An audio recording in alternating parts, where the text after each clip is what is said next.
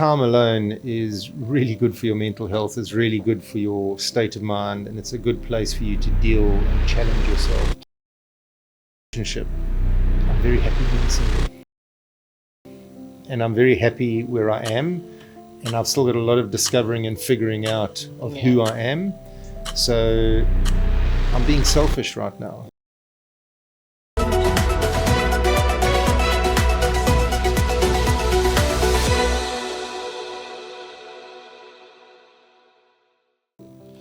Welcome back, and I am still here with Maurice. Welcome back for the second phase, and let's start with this question. Do you see cycling as some sport that can elevate people's ability to live past their trauma in this part of the world, being Africa? I think any sport, but cycling has a way of, because it's solo and you're on your own on the bicycle, it's not a team sport. You might ride for a team, but when you're on the bicycle, you're alone. That time alone is really good for your mental health, it's really good for your state of mind, and it's a good place for you to deal and challenge yourself to get better. So yes, I definitely see it as a vehicle to improve, repair, and move on from wherever you might be stuck. Okay, not like deviating from our cycling talk, but let me just divert a little bit.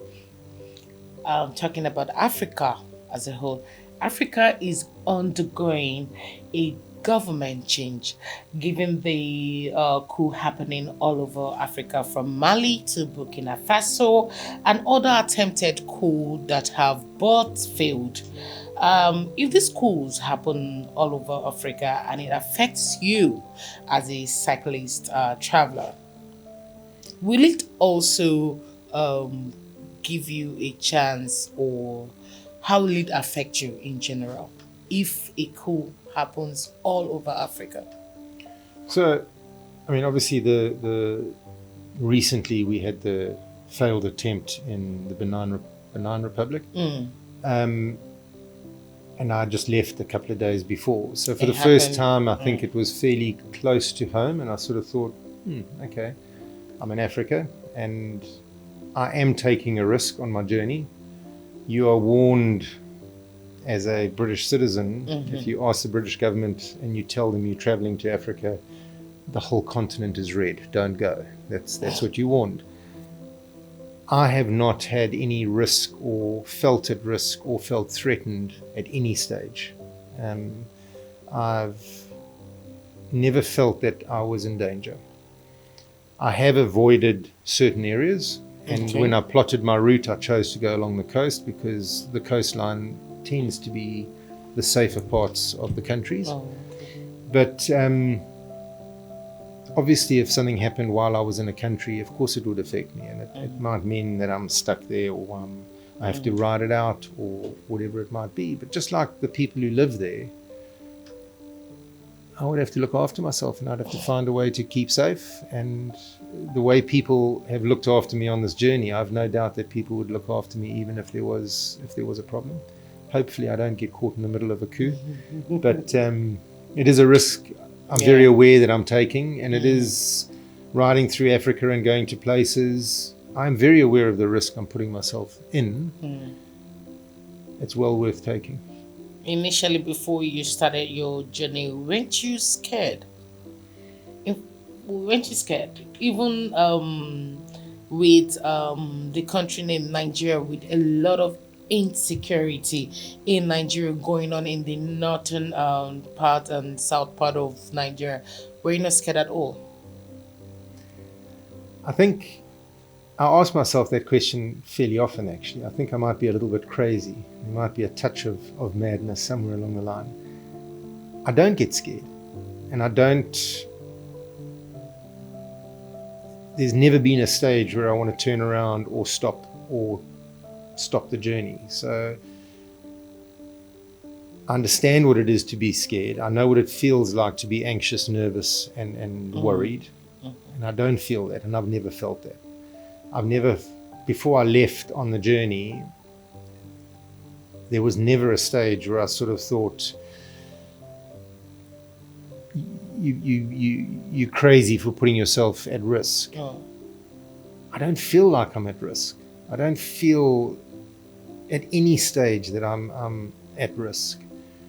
I'm more at risk from an accident or, getting caught in a place that I shouldn't be, in the sense of being lost or not on the route and having to try and find my way back. Then I think my life being at risk from bad people or a war or something to that effect. But maybe I'm naive. I don't know. I don't get scared. It's not something that worries me. I don't spend time worrying about it. All right. Let's talk about Trump. He has threatened Nigeria for sanctioning and military action against Nigeria because of the Christian genocide that is happening in Nigeria. Do you think that Trump is right to interfere with the governance of a sovereign nation? Interesting. I'm not a politician. I know. I normally steer away from politics. Okay, just your thoughts. But my thoughts, I mean, what's happening is not acceptable. I think, and what's happening to innocent people, those people need to be protected. So I've asked a couple of Nigerians, and I've had the discussion with a few Nigerians what they feel about Trump and his comments and so forth. And the interesting comment was, well, if the government's not going to look after them, somebody has to. So my approach, and I'm not a Trump fan, I certainly am not a Trump fan, not by a long way. Okay. But my opinion is if he's prepared to look after those innocent people and he's actually prepared to protect them, he must come and protect them. If the government's not going to do that, somebody needs to look after them. You can't continue letting one group kill another group. Life can't be that cheap. So I think the easiest way to stop sanctions and not to get them involved is for the government actually to look after the population and protect them. All right. Thank you for your honest opinion. Okay. And I don't actually know the route you're taking out Nigeria, please, but don't name that's not anything. No, I'm sticking to the coast. Anything in the northern part. No. Anything in the northern part, please avoid it. No. Thank you very much. So what's your next step from Nigeria? What's your next step? So I'm in Lagos.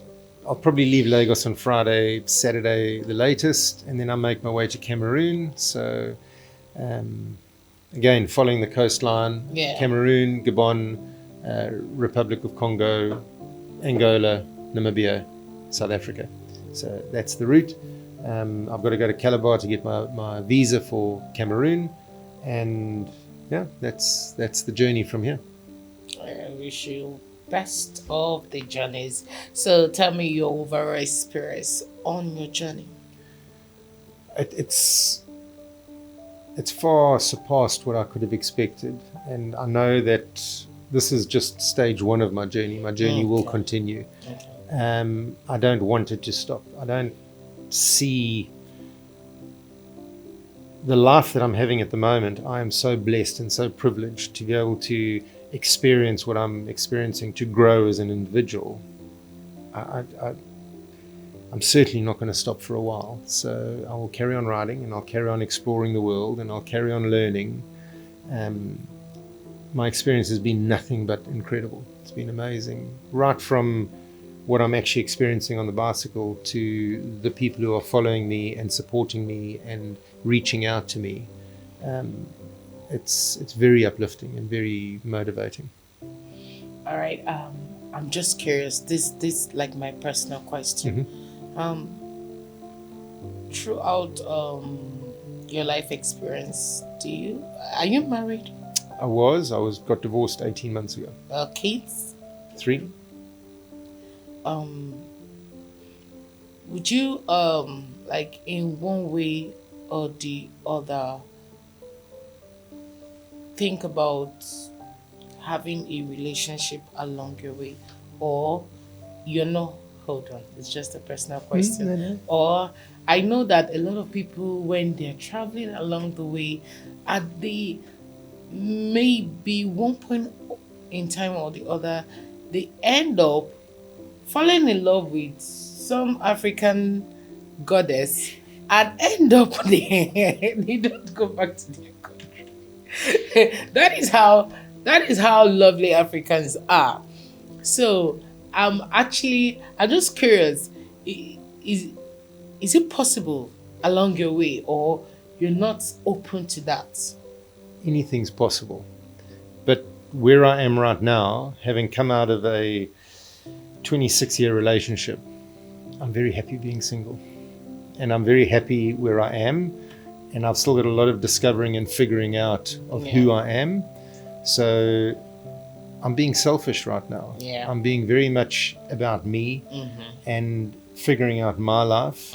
And until I've done that, I can't see anybody else being in my life full time. Yeah.